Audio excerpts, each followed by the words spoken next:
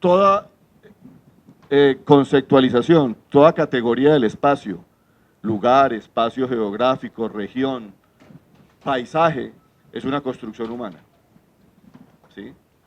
La idea fundamental es que inclusive el concepto región, cuando ustedes lo buscan etimológicamente, quiere decir recortar el espacio e inscribir sobre ese espacio.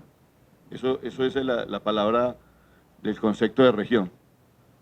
Y entonces, bajo esa perspectiva, todos los procesos que se elaboran en el interior de un espacio, por una cultura, por una comunidad, hace parte del proceso de construcción de paisaje, de región, de territorio, de lugar. ¿Sí? Entonces, bajo esa perspectiva, el espacio está constituido por objetos físicos, biofísicos, de la naturaleza, y por objetos culturales, por artefactos culturales. Anteriormente, esas orientaciones se hacían cada uno por su lado.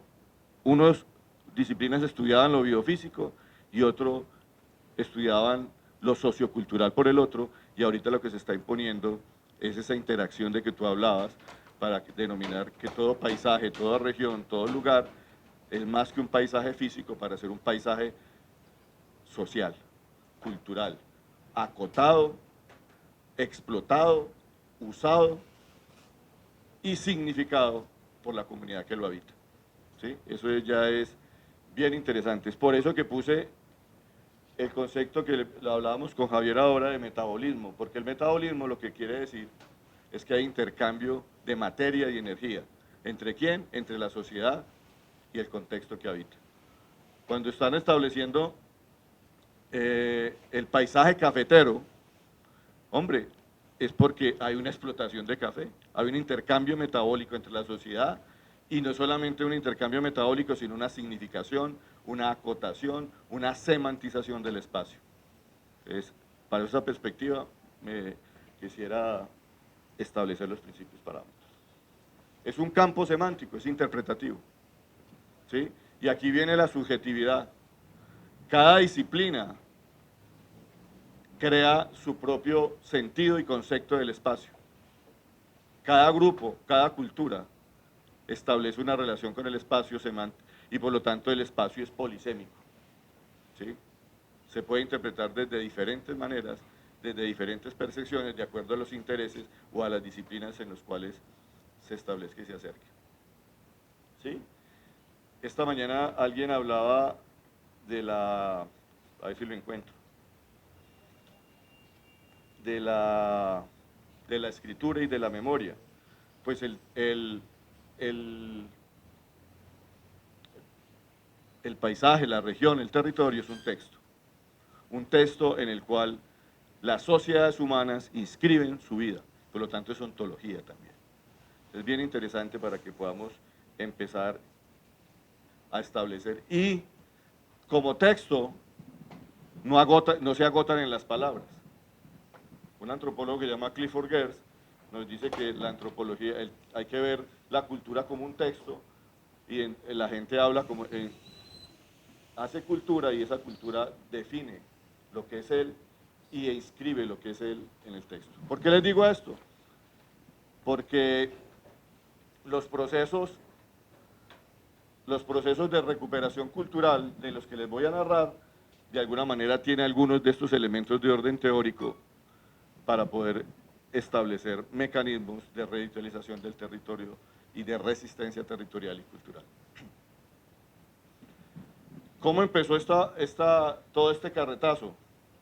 Resulta que en el año 1994, hace ya un tiempo relativamente largo, un sismo y terremoto y avalancha acabó con el territorio de las comunidades Nasa.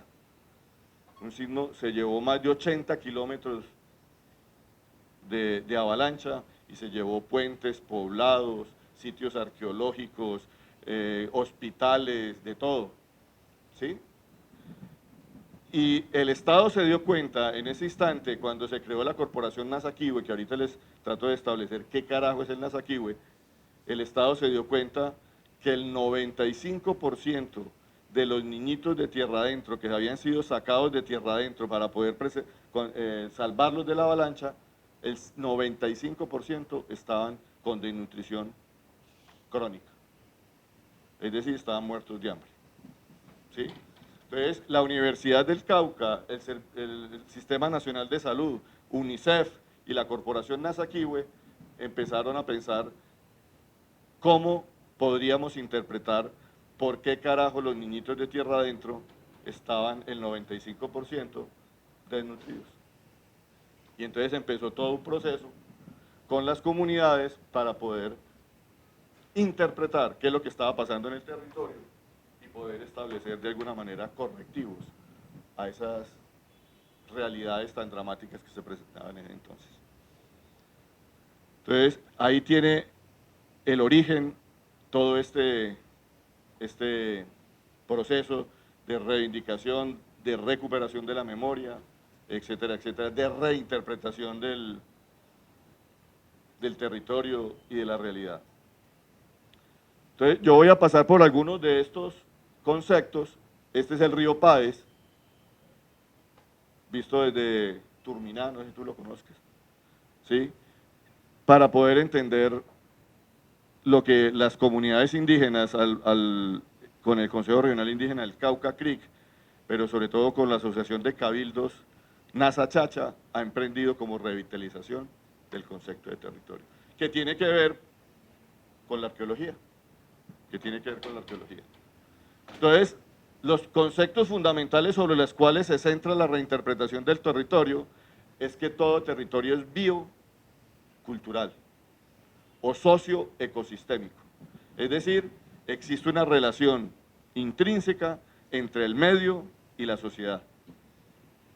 Creo que alguno de los dos compañeras dijo una cosa que es absolutamente cierto y que yo la reivindico porque la vimos allá. No hay un determinismo geográfico, pero tampoco existe un determinismo cultural. Existe una doble vía. Determina buena parte de los hábitos culturales el medio ambiente, pero tal vez la comunidad transforma el medio ambiente para sus propios procesos. ¿Sí? Es autopoético. Básicamente que todo territorio, todo lugar, todo paisaje tiene la capacidad de autorreproducirse. ¿Sí?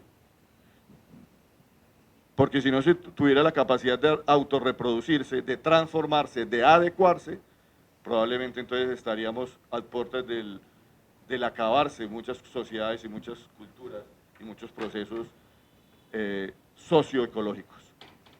La autopoiesis define que cada sociedad es capaz de autorreproducirse en su contexto, de modificarse y de adecuarse a estos fenómenos.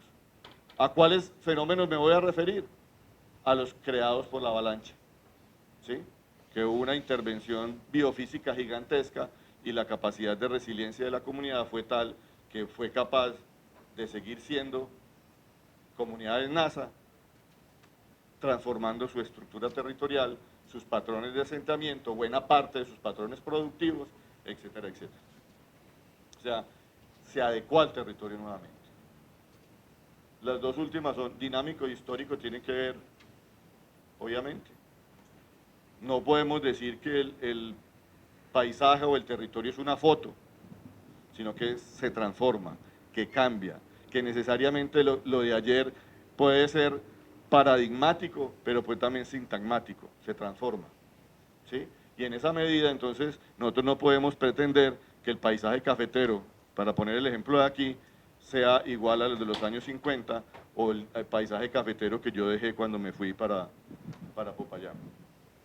¿Sí? Este quisiera nombrarlo porque me parece interesante, palincesto. El palincesto es escritura antigua, es un texto, un papel en el cual se escribe un texto y después se escribe encima del otro texto, etcétera, etcétera. Eso es un territorio. El territorio de los paeses, como aquí, territorio de los quimbayas, escribieron en un texto en la naturaleza, crearon procesos de transformación, de uso, de simbolización, de semantización del territorio, ¿cierto?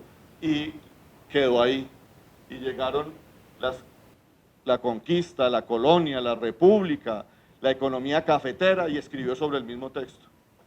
Y entonces lo que están haciendo aquí para poder interpretar el texto cafetero, el paisaje cafetero, es coger hilitos. A ver ese hilito a qué hace referencia, pero necesariamente el paisaje cafetero, necesariamente como todos los paisajes del mundo, son escritos desde diferentes perspectivas, en diferentes procesos históricos, con diferentes intencionalidades, etcétera, etcétera. Es topofilia. Es la relación existente positiva entre los habitantes del lugar y el lugar. ¿Sí? La topofilia se puede explicar probablemente como usted dónde duerme mejor, en su propia cama, con su propia almohada, ¿correcto? Porque hay una relación emocional, una relación no tangible entre el sitio y la sociedad y la comunidad. ¿Sí? Es el amor al lugar. Cuando ustedes dicen amo Armenia y amo el sector cafetero, el paisaje cafetero, es un ejercicio de topofilia. Pero también hay lo contrario, ¿no? Topofobia. Cosas que nos infunden miedo, que nos infunden inseguridad, que no queremos recordar. Entonces a veces, y eso me da para hacer un comentario, la recuperación de la memoria también es la recuperación, es la acentuación de los olvidos. Toda memoria tiene olvidos.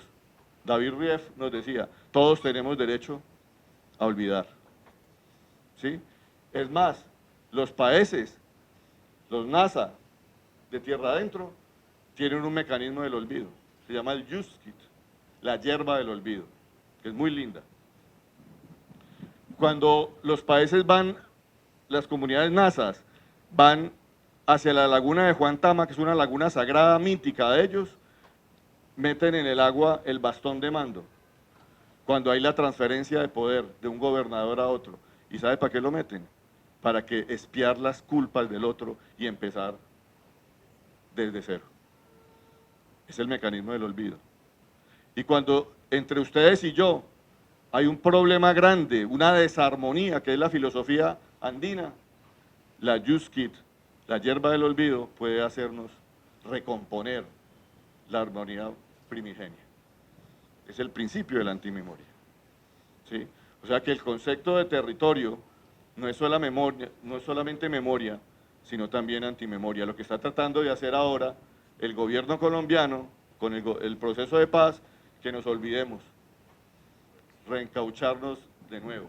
Y por el otro lado, genera la memoria histórica. Ahí hay una dialéctica bastante complicada que necesariamente tenemos que, por lo menos, reflexionarlos cuando estamos haciendo creación de lazos de identidad con base en la recuperación del pasado. Es relativo, claro. Un bogotano, doctor, que llega al eje cafetero, tiene una noción del eje cafetero diferente a la que tiene la doctora, a la que tenemos tú y yo, a los que nos hemos ido. Es el principio de la subjetividad. ¿Sí? Y ese concepto de subjetividad sí que le han dado garrote en las ciencias. La objetividad no existe, nos decían por ahí un excelente profesor que tuve. La objetividad no está afuera, sino está dentro del texto, dentro del autor. O sea que yo construyo subjetividades. Y nos decía, es que la objetividad es la coherencia de las subjetividades. La objetividad no existe para esto. Y el otro elemento que quisiera ponerlos para que reflexionaran es que a pesar de que las regiones están delimitadas, acotadas por sus propios habitantes, nunca una región es totalmente homogénea. Siempre hay heterogeneidad adentro. La homogeneidad proviene del taxón con el cual usted construya el límite. ¿Sí? ¿Cuál fue el taxón con que construyeron el límite, el paisaje cafetero? Pues el café, ¿sí? Porque si hubiera sido los habitantes, aquí probablemente los habitantes seamos mayoritariamente antioqueños, pero también hay boyacenses, tolimenses, caucanos, ¿sí? Y por lo tanto entonces no podemos pretender que la construcción de región o que la construcción de territorio se construya con base en la homogeneidad total. La agregación, yo agrego datos sobre un área, te agrego datos biológicos, culturales, físicos, metafísicos hablaste, etcétera, etcétera, y entonces también eso cuando digo que una región o un paisaje, un lugar, un topos, un tropos, es una agregación de datos, simplemente estoy haciendo referencia a un concepto de orden metodológico, como los sistemas de información geográfica que probablemente tú utilizaste para mostrarle las capas que nos mostraste esta mañana, la geoarqueología. Muy bien. Ya.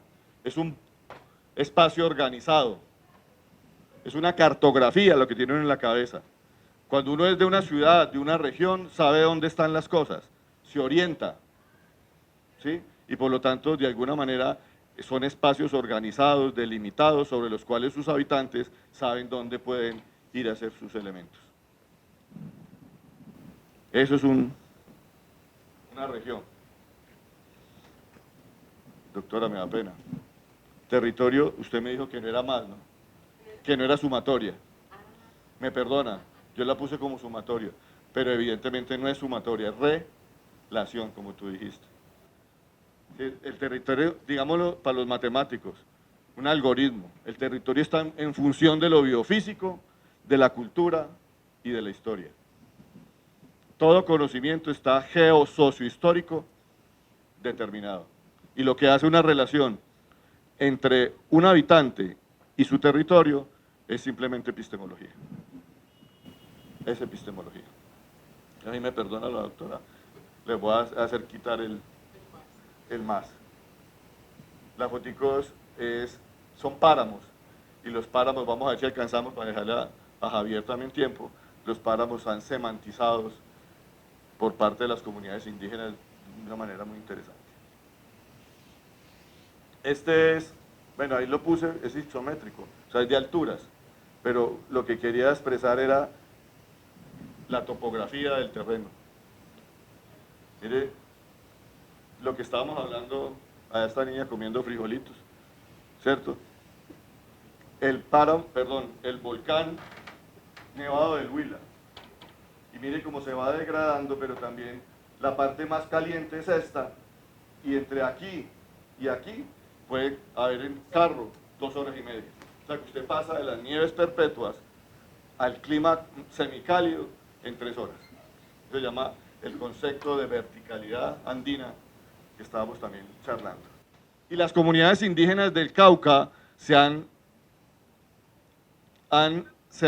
la palabra adaptación no me gusta mucho, pero digámoslo porque no encuentro otro en este momento, se han adaptado a estos espacios biofísicos y han creado un flujo de energía y de materia bien interesante para poder sobrevivir.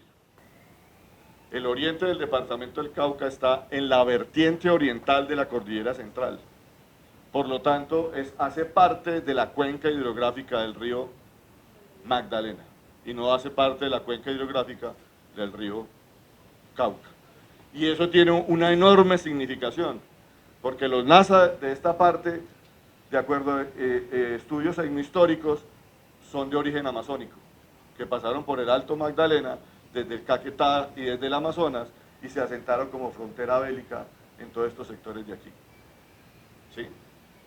Eso lo establecen por mitología, por ejemplo el mito de la anaconda ancestral está presente en tierra adentro, el mito de los hombres enanos, que son mitos eminentemente, por lo menos ubicados también en la Amazonía.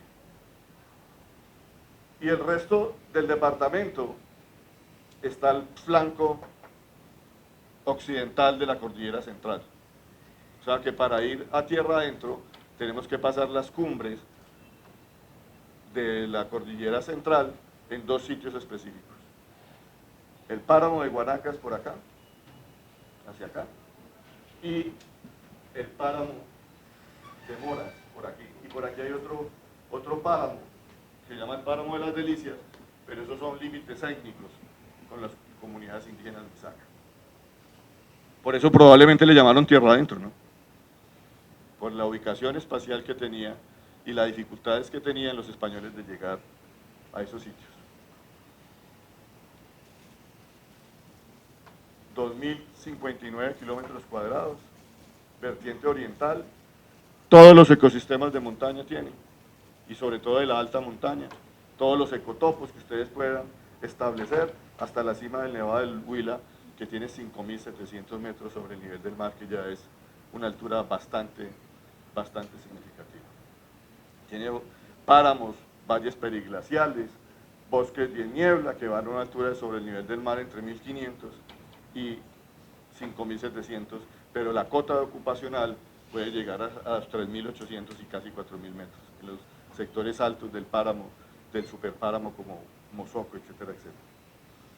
Y está cruzado por el río Páez, que fue el que hizo la embarrada de la avalancha del río Páez, y los suelos son ácidos y forestales. ¿Por qué pongo esto aquí?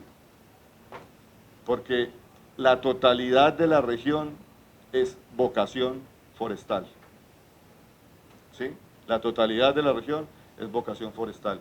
Y los bosques de niebla, los bosques premontanos y los bosques montanos son los que de alguna manera fueron cortados en los procesos de conquista y de colonia.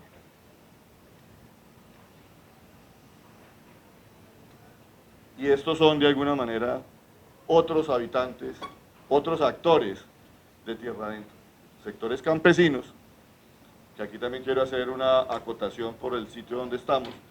Buena parte de los sectores campesinos de Insay Belalcázar son antioqueños o quindianos, son áreas de ocupación, y que lo llevaban allá con una intencionalidad, que les daban áreas de ocupación, áreas de poblamiento y tierra para que les enseñaran con el ejemplo a las comunidades indígenas a cómo cultivar. Es bien interesante el proceso y la transformación del paisaje por ese lado.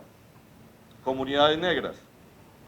Hay un pequeño reducto de comunidades negras llevados como mano de obra esclava para la explotación de la sal, en un sitio que se llama Bicanenga.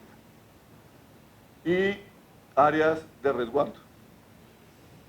En tierra adentro podemos encontrar 14 más 6, 20 o 22 resguardos que ocupan más o menos el 80% del área territorial. Entonces, esos son los actores. Muy bien. ¿Qué quiero explicar con esto de las ocupaciones tempranas?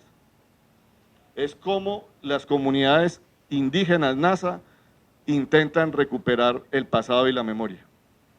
¿Sí?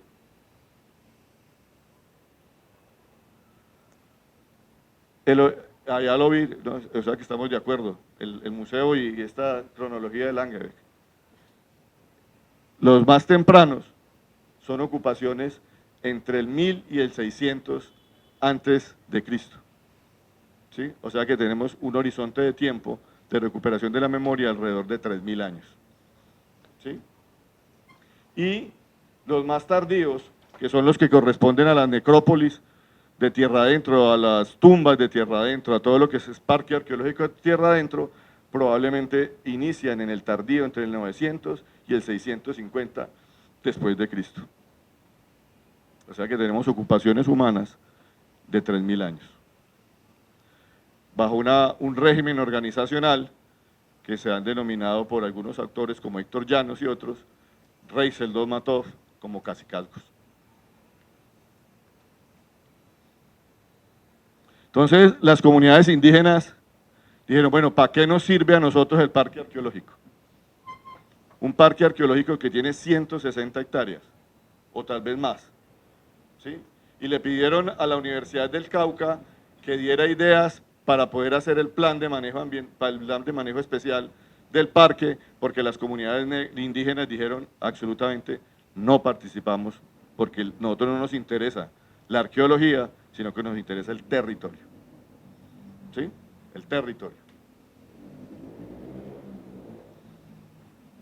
Estos son entrada a los hipogeos y en el interior de un hipogeo. Los que no hayan ido, de verdad que les recomiendo, no por turismo, sino por conocimiento de otra forma de pensar, de ver, de entender, de interpretar la naturaleza y su entorno. Todos estos sectores fueron habitados por sociedades agrícolas. Y bien interesante el cuento.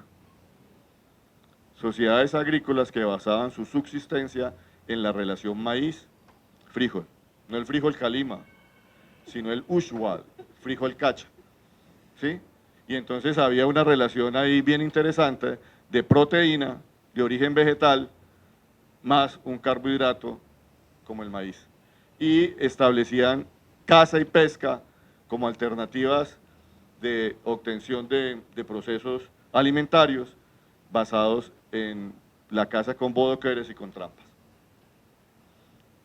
Impresionantemente la oferta de todo. Ahorita son unos bosques llenos de peladeros. Ahí las interpretaciones de Drennan y de Langebeck nos dicen que no hay una unidad de criterios entre las buenas tierras y los sectores ocupados. Es decir, que no tenían como criterio ocupacional de ocupación de tierras los buenos suelos. ¿Sí? Los buenos suelos. Parecería que estaban más orientados por problemas metafísicos, que tú los mencionaste, ¿cierto? Y que encontraron en esas necrópolis un buen sitio para, para los muertos, para el resalia a los muertos, para la, ¿cómo se llama eso? Para hacer entierros primarios, secundarios, para la adoración. Ahora bien, eso da la posibilidad de entender en algo. Esos niveles de esfuerzo que hacían para hacer estas tumbas, ¿cierto? Que parece ser que apenas el 10% está excavada, ¿cierto? Eran única y exclusivamente con utensilios de piedra, por la datación que tenía, y 4 metros de profundidad tendrían que hacer, para poder hacer este tipo de trabajo, tenían que tener algún tipo de aireación y de iluminación. Bien interesante los niveles de esfuerzo y la creencia que tenía que tener ahí atrás para poder hacer ese tipo de cosas. En los Estados Unidos hay unos que llaman los indios pueblo, que están al sureste de los Estados Unidos, y llevaban madera, oiga, llevaban madera para sus construcciones religiosas, sagradas, llevaban madera de más de 100 kilómetros de distancia donde la establecían, con los criterios del esfuerzo para ese tipo de cosas. Y les voy a contar una historia que les puede interesar. La primera localidad que tuvo luz en tierra adentro la tuvo en 1940, en un sitio que se llama Calderas. Y Calderas es famoso porque hay un indígena NASA famoso que se llama Jesús Enrique Piñacue, que fue candidato a la vicepresidencia de Colombia cuando fue Gardiazabal candidato presidencial. ¿Sí? Y llevaron más de 3 días a lomo de hombro de indio cada uno de los postes desde la carretera cercana, 3 días con cada poste. ¿Cuáles son los niveles de esfuerzo? El concepto de cosmos, el concepto de obligación, de imperativo categórico kantiano que podían poner esos personajes para poder montar eso hacia allá. ¿Sí? Entonces, bueno, esto ya lo dijimos. ¿Por qué hay un problema entre los actuales NASA y la arqueología? Y tiene que ver los quindianos. Los paeses o los NASA no son guaqueros, pero tierra adentro, como el eje cafetero, fue totalmente guaqueado. ¿Y por qué fue guaqueado tierra adentro? Por gente del Quindío. ¿Sí? Y no es porque sean buenos, regulares o malos para no tener un problema de adjetivación, era porque eran parte de su estructura de la tradición, de lo que hablábamos, de la reedición de tu libro allá de Cano, de Arango Cano, ¿sí? Era porque los paeses, los Nasa, no tienen nada que ver, ni quieren tener nada que ver con la arqueología. Es muy complicado el asunto, ¿no? ¿Sí? No tienen nada que ver. ¿Por qué? Porque la arqueología está enterrada y todo lo que está enterrado es sucio y puede producir enfermedad del cacique. Cuando una persona encuentra en sus labranzas agrícolas un tiesto, encuentra una estatuilla, encuentra un material arqueológico, lo primero que hace es llamar al médico tradicional, lo desentierran, le hacen la armonización con hierbas y botan las piezas. ¿Sí? No existe una unidad histórica que ligue a los NASA actuales con la arqueología. Y por el contrario, sería una especie de topofobia negativa, donde hay Huaca, no hay nazas. ¿Sí? Y entonces no podría haber una continuidad histórica, ni podría, por eso para los NASA, el parque arqueológico no es patrimonio, simplemente porque no lo ven como parte necesaria de su vida y sí lo prefieren como las 300 o 400, no sé cuántas hectáreas son, de territorio para la siembra. ¿Sí? Ese es el concepto interesante. Todo lo que viene del submundo, del inframundo, en los cosmogramas NASA, genera sucio, genera enfermedad, genera desarmonía. Y no quieren por ningún lado tener relaciones con eso. ¿Sí? Cuando llegaron los conquistadores españoles, encontraron sociedades en Cacicalco. Chao, Mazota, buen viaje. Encontraron cacicazgos a la llegada de los españoles. El concepto de cacicazgo lo puse ahí para no tener lo que explicar. Eran sociedades que se encontraron en el siglo XVI, que no tenían una unidad común, que no creaban un pueblo gigantesco, sino que estaban esparcidos en pequeños cacicazgos por todas las vertientes de la cordillera. Y puse este señor aquí, este señor es Manuel Quintín Lame, porque él es el símbolo de la resistencia de las comunidades indígenas. Organizó por primera vez en la primera mitad del siglo XX a las comunidades indígenas para poder generar mecanismos de resistencia a la república, a las leyes, a la sociedad payanesa, etcétera, etcétera. Y fue uno de los grandes opositores del maestro Guillermo Valencia, nuestro ilustre poeta modernista. Quintín Lame fue encarcelado, fue desterrado como mecanismo de que tuvieran ejemplo las comunidades indígenas de no volverse a generar resistencia ni sublevaciones frente al poderío ni de la encomienda, perdón, de la hacienda o de la república.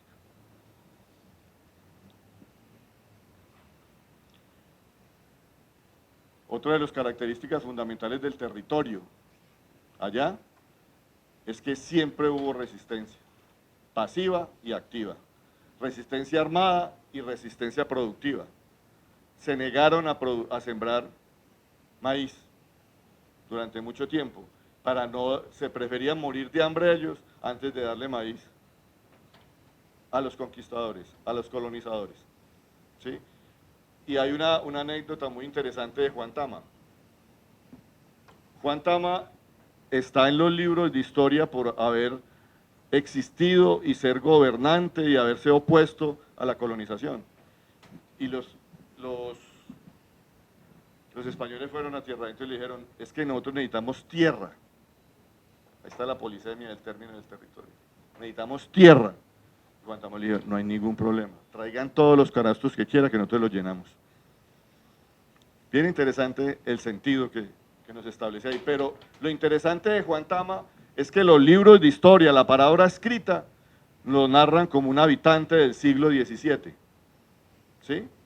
Que nació, luchó y murió como defensor de las comunidades y que dejó un legado que por ahí por ahí deben estar en cualquiera de los elementos de la presentación. Los países nunca perderán sus tierras, nunca mezclarán su sangre y nunca serán vencidos. Y ese es el mismo lema del Consejo Regional Indígena del Cauca actualmente, que después de 500 años no han sido todavía vencidos ni territorial ni militarmente. Entonces, la encomienda era otra forma de ocupación del territorio que hace parte del palincesto que yo les hablaba. La encomienda era que a los españoles le entregaban por servicios a la corona un gran espacio de territorio con todo lo que hubiera dentro. Aguas, ganado, animales, indios, y simplemente él se dedicaba a establecer mecanismos de afianzamiento del modelo español en América.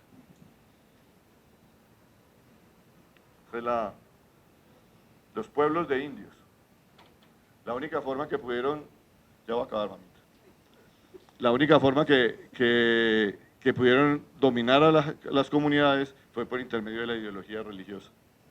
Ya no mandaron tropas, sino curas. Y en cada sector densamente poblado por las comunidades pusieron un pueblo de indios. El pueblo de indios tenía una capilla doctrinera como la que está acá, ¿cierto? Y presentaba unas formas de ocupación del territorio y de traer el tributo de las comunidades indígenas. Y por último llegamos al último palincesto, que es los resguardos y la resistencia. ¿Sí? A pesar de que hubo ruptura de los patrones de poblamiento en la verticalidad, en lo que llamaban la microverticalidad andina, ¿cierto? Porque cuando llegó el conquistador no vio la verticalidad como un horizonte, un paisaje cultural, sino que puso en resguardos a las comunidades para poderlas dominar y les quebró la verticalidad. Y entonces la verticalidad quiere decir, en términos más o en términos menos, que una sola familia podía tener territorios productivos en 3 pisos térmicos diferentes porque lo posibilitaba la topografía. Abajo podía sembrar maíz y plátano, en la mitad maíz y papa, y arriba maíz y uyucos, etcétera, etcétera. Y así mantenía el rote de la... Cuando llegaron los encomenderos, lo que hicieron fue cortar la verticalidad. Y entonces, ¿qué pasó? La tecnología se llamaba roza, quema y barbecho. La roza era quitar los árboles grandes, la quema era contrarrestar la acidez con la ceniza, y el barbecho era el descanso. La contracción territorial impidió que las comunidades tuvieran descanso. Y entonces, ¿qué pasó? Que cada vez tuvieron que sembrar en el mismo sitio sin descanso. Y entonces se degeneraron las semillas, se agotó los suelos y llegó el hambre. El hambre que encontraron el Estado colombiano después de la avalancha, que el 95% de los niñitos estaban desnutridos. ¿Sí? Y a partir de ahí empezaron una nueva reestructuración territorial, ya no con la imposibilidad del territorio, pero sí con un elemento bien interesante que llama el saquelo. El saquelo es intercambio de productos y semillas, para que el intercambio de productos y semillas no degenere las semillas de un lado y puedan rotar, circular energéticamente la semilla y no pierdan su capacidad ni de germinación, ni pierdan la capacidad de producción para poder mejorar la dieta alimentaria. Y por último, vino la reivindicación del saber tradicional por intermedio de los tehuales o chamanes, ¿cierto? Y el tehuala y el chamán se convirtió en el signo de la resistencia, en el signo de la recuperación de territorios, en el signo de la rearmonización de territorios. Y bajo esa perspectiva han ganado más de 200.000 hectáreas de territorio dentro de la estructura de tenencia de tierra del Cauca. Hay unos elementos bien interesantes que yo voy a pasar. Hay geografías del terror ahora, allá están todos los grupos armados habidos y por haber. Todo el que quiera hacer un grupo armado va a tener allá la posibilidad de desarrollarlo. Allá hubo una cosa que llama la República Independiente de Río Chiquito, que era la pelea entre los liberales y los conservadores y que dio origen en parte a la aparición de las FARC, Río Chiquito. Lugares mansos y bravos, así se clasifican territorialmente los lugares. Los lugares mansos son donde se puede hacer agricultura y los lugares bravos son aquellos lugares donde son sagrados y no tienen necesidad de intervención. Termino con una anécdota sobre los lugares mansos y bravos, aunque podíamos hablar muchas cosas más, ¿cierto? Pero termino diciendo lo siguiente. Los pijaos eran los principales opositores, enemigos de los NASA, ¿sí? Y la historia, que es entre real y mítica, entre el pasado y el presente, se trastoca, no hay pasado ni presente, sino hay un cosmos diferente, ¿cierto? Los pijaos fueron reducidos a los páramos, y los páramos por acción del Tehuala se convirtieron en frailejones. Bien interesante. Y los frailejones, cada frailejón representa un pijao, y por lo tanto entonces las comunidades nasas de tierra adentro no intervienen en el páramo, porque si intervienen en el páramo, los pijaos se les vuelven otra vez a parar y les vuelve a empezar la guerra en la cual duraron más de 3000 años. Un mecanismo histórico, mítico, se vuelve un mecanismo de conservación. Y muchos ejemplos podríamos denominar sobre el territorio. Y todo eso es lo que yo lo denomina revitalización territorial. Esa es la serranía de los coconucos, bien interesante desde ahí. Yo dejaría ahí, María. Muchas gracias.